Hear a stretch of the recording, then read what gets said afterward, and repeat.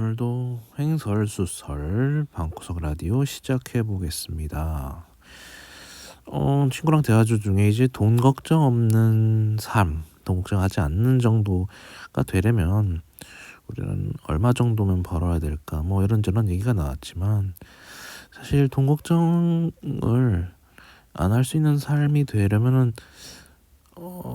많은 돈이 필요하다고 생각이 들지만 저는 조금 이제 다르게 생각하는 부분이 우리가 삶을 유지할 수 있을 때의 어떤 최소한의 금액은 얼마일까 이런 생각을 많이 하곤 해요. 왜냐면 이제 현금 흐름이라는 게 지금도 뭐 썩 좋은 편은 아니지만 특히 우리가 나이가 들면 정말 노인 빈곤율 OECD 1위에 달하는 이 한국에서는 정말 최소한의 인간적인 삶을 살려면 얼마만큼이 이제 보장되어야 할까 이런 고민들을 하게 되죠.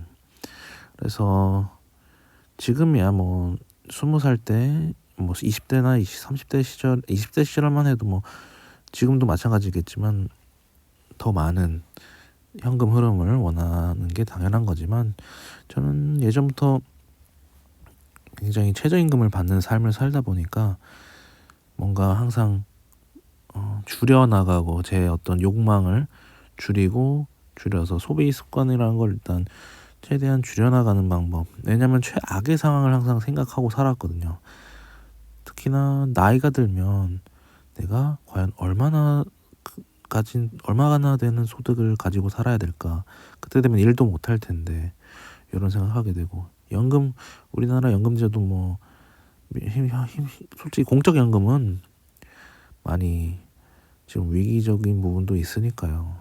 그러면서 등장했던 게 이제 기본소득제 한창 논의가 됐었죠.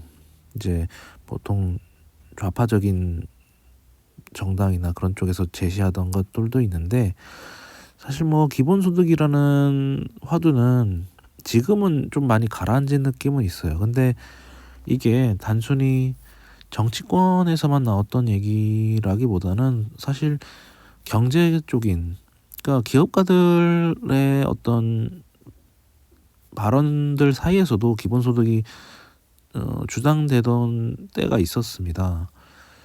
그래서 사실 뭐 기본소득을 완전히 설명하거나 이렇게 전달하기 위해서는 많이 공부가 필요한데 제가 뭐 방구석에서 무슨 공부를 하고 있겠습니까? 그냥 단편적인 얘기들만 있죠.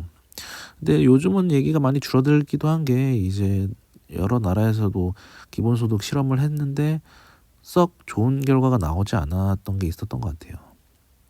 근데 저는 앞으로는 그러니까 사람 걱정하게 되는 세상이 오게 되는 거잖아요. 그러니까 모든 어떤 노동의 효율성은 기계나 AI가 점점 그 자리를 차지하고 이게 단순 노동자들뿐만 아니라 고급 지능을 요하는 이런 직업들도 위기에 있고 정말 이게 여러 분야에서 많이 인간의 노동 능력이라는 게 정말 일을 하고 싶어도 할 수 없는 상황이 펼쳐질 거란 말이죠. 그때는 그럼 소비의 주체는 인간이 될 수밖에 없는데 로봇들이 소비하거나 AI가 뭐 소비를 하는 주체는 아니니까요.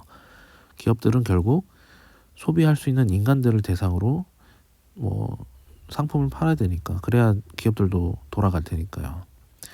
그러니까 점점 사람 걱정을 하게 될 텐데 사람 걱정 없는 세상이 되려면 기본소득이란 것도 한번 이렇게 주의 깊게 들여다봐야 되지 않을까 싶어요. 이게 단순히 좌파적인 제도가 아니라 사실 복지에 들어가는 어떤 행정적인 비용, 뭐 절차들에 대한 비용 그런 것들을 획기적으로 줄일 수 있는 방법으로서도 이제 우파에서도 기본소득을 주장하는 부분들이 있거든요. 근데 물론 지금은 다 실험적인 부분에 있어서 큰 효용성을 못 느꼈는지 이제 많이 사장된 느낌은 없지 않아 있는데 앞으로도 특히 정말 이제 AI나 기계, 로봇 등과 같은 부분들이 이제 사람의 노동을 대체하는 게 본격화되기 시작하면 다시 한번 또 이제 기본소득에 대한 내용이 화두로 올라오지 않을까 싶습니다. 그래서 정말 돈 걱정 안 할 수 있는